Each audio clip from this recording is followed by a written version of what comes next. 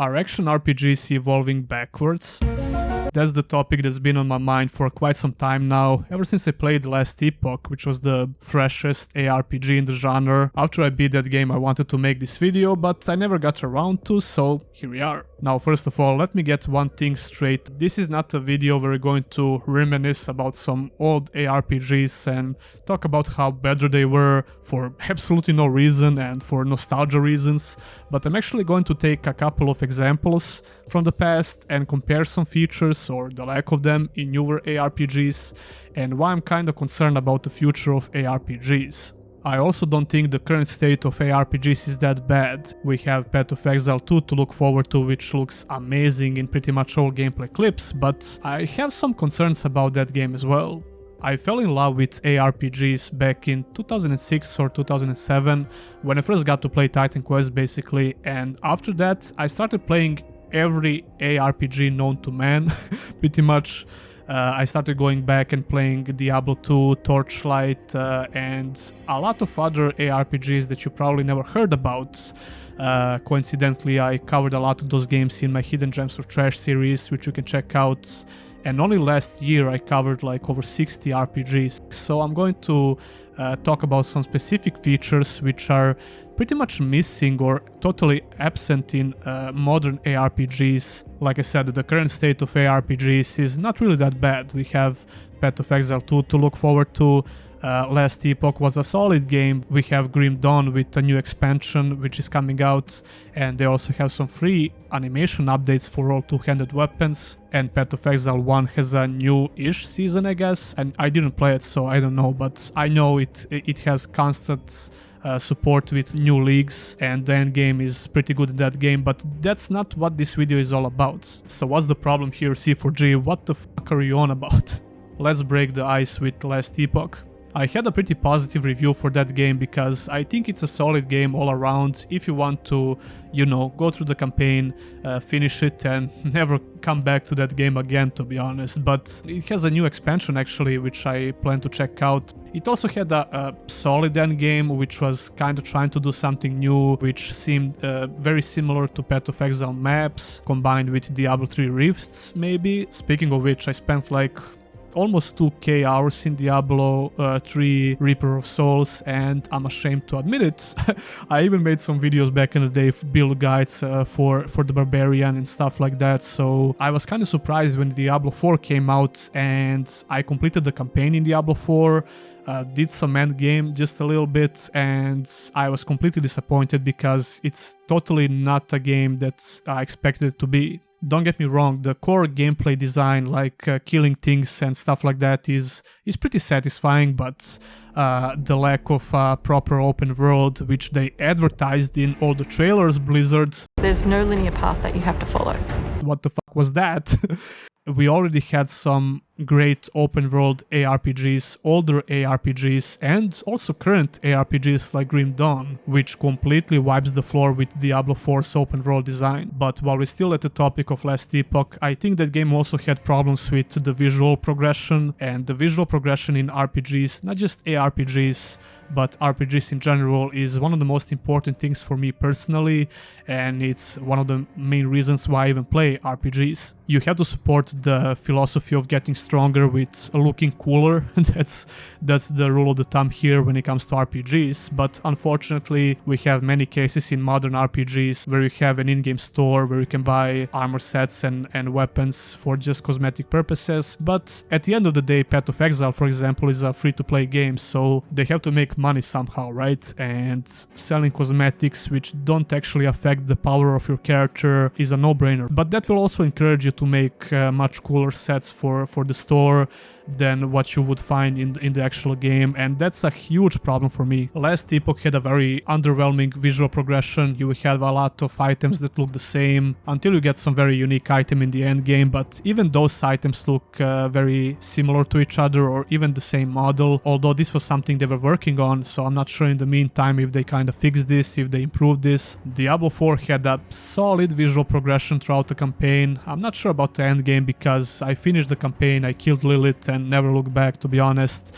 I know it got a lot better in the seasons, but like I said, there are some features which can't be fixed with add-ons, DLCs, no matter how hard they try, unfortunately. Features like an open world design. Now let's take Titan Quest as an example. Titan Quest came out in 2006 and had an amazing open world full of different looking biomes like deserts, forests, snowy mountains in the DLC, in the newer DLC actually, but still it had a lot of different looking biomes and a wide open world which made sense and it felt immersive when you go through it. For example, there were a lot of dungeons which had different exits, so you would enter at one side, go through the dungeon and exit at the other side, which made sense and it felt more immersive. On the other side, you have Diablo 4. You would enter a dungeon which had almost nothing to explore. It was just a means to an end, like go through a couple of different rooms, get the keys, unlock the ending room and maybe kill a boss, and that's pretty much it. You teleport back. So you would think that a giant like Blizzard would set standards when it comes to new features in a genre that they basically shaped and revolutionized back in the day. You would expect them to do something like Titan Quest did, something like Sacred 1 did, or even Grim Dawn, which had a huge open world, a much more immersive open world, which made sense. Now I know that some people won't care about these features, you only care about the endgame systems and boss fights, and that's completely fine. I also like endgame systems, but I don't know, I feel kind of disappointed with the direction of RPGs nowadays, because back in the day I was feeling very excited to see modern and future ARPGs, future open world ARPGs, how they're going to look.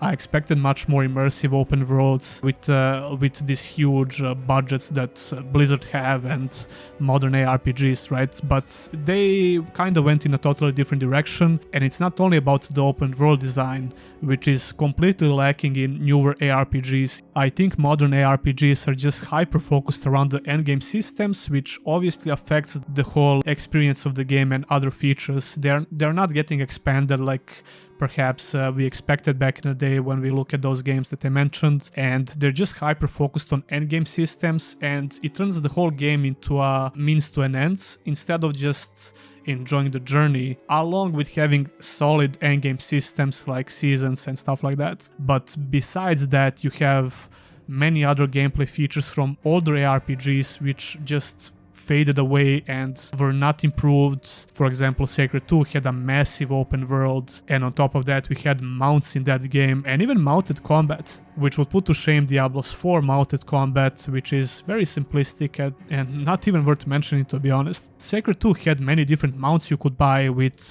different stats, and even different classes had unique mounts which you could only use for combat.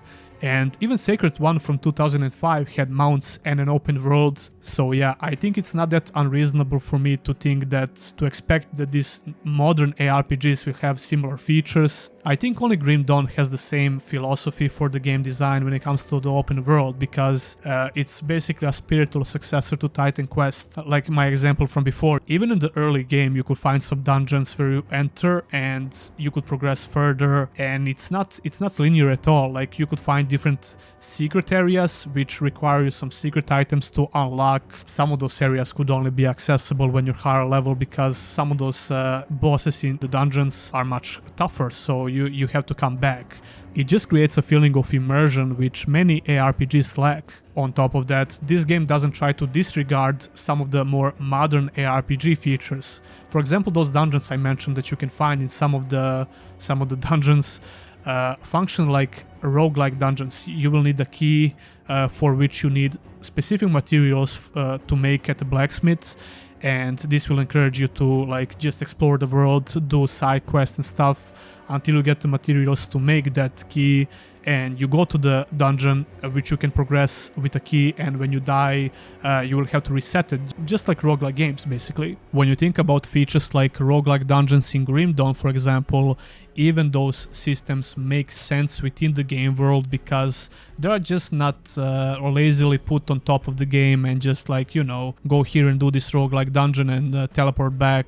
There is truth to that to some extent, but When you think about it, most of these, if not all, roguelike dungeons in Grim Dawn are in actual dungeons or locations in the world. The developer just made some more effort to implement these features in a way that it makes sense, and not only that, like the whole world makes sense in that game, like I said, which is what keeps me coming back and exploring that world all over again. So basically you have a modern endgame system implemented seamlessly into the world itself. It goes back to that discussion of immersion, and it's one of the reasons why I keep coming back to this game after years and years, because it all makes sense. It's a compelling game design, it's immersive, you have actual exploration on top of endgame systems, and of course you have something like greater rifts from Diablo 3 in the Shattered Realms system. And even the regular dungeons, you have some of those features implemented. So yeah, there are endgame systems, you have a regular campaign on top of that, you have an actual open world map that makes sense when you explore it, and yeah, it's just a feature complete game.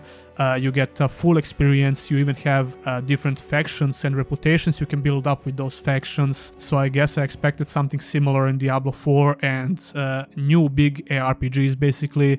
This is not even an argument about the campaigns of these games, because I think most campaigns in ARPGs are just fine.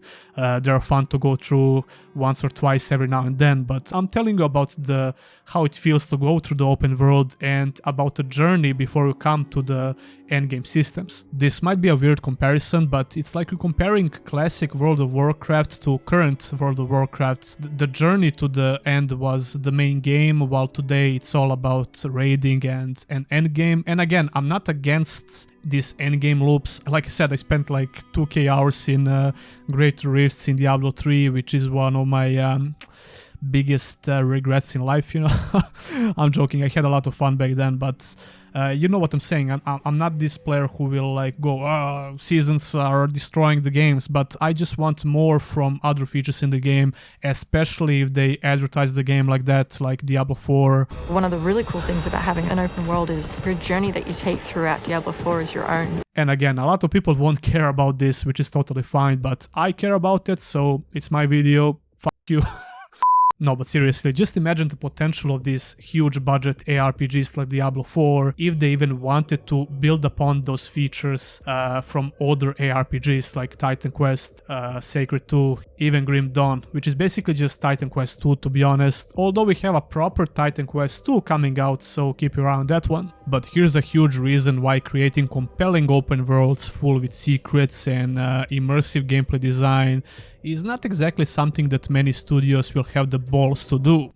Many AAA studios are just not willing to take any risks these days, and you will see these kinds of design decisions with smaller studios and indie developers which have nothing to lose basically, so they will try their best to make compelling worlds, compelling story, whatever, right?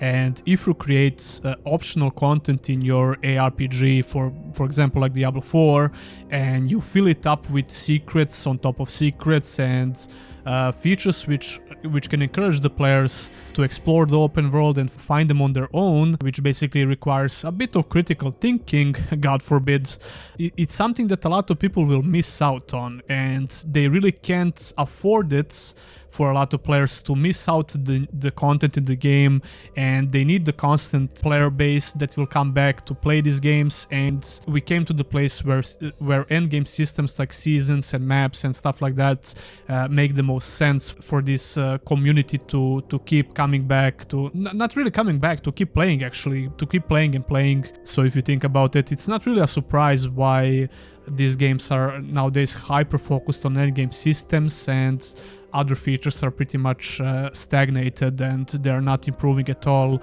And if you compare these games to 15 years, 20 years old ARPGs like Sacred 1 and Sacred 2, Titan Quest and games like that, they will pretty much put them to shame when it comes to those specific gameplay features, which a lot of people won't care about, to be honest, but I think it's an interesting discussion and I certainly care about those features because, like I said, I was really hoping that future ARPGs will be these huge open world ARPGs, feature complete games where you have a lot of, you know, exploration and stuff like that, and not just linear campaign and not just endgame systems and the whole game just turns into a means to an end.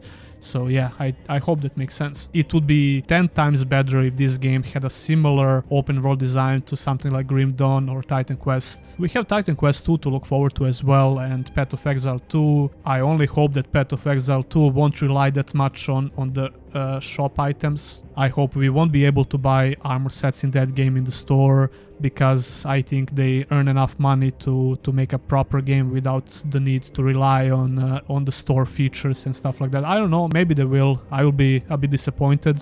I will still play the game because the gameplay itself and killing things in that freaking game looks freaking amazing, which is at the end of the day the most important thing to get right, but it's not the only thing to get right, hence the reason for this video. I have full retrospective videos about some of the games that I talked about in this video, like for Sacred, the whole Sacred series basically, and Grim Dawn. I also have a review for Last Epoch, so you can check that out as well. Anyway, tell me your opinion about this topic, and do you agree, disagree, and why? Leave a comment down below. I thought it would be an interesting topic to discuss, because if you start comparing those older ARPGs to some newer ARPGs, you will see some massive differences, and I hope I did a good job with describing those differences. Anyway, like the video, comment and subscribe if you want to see more content. That will be all, and I'll see ya in the next one.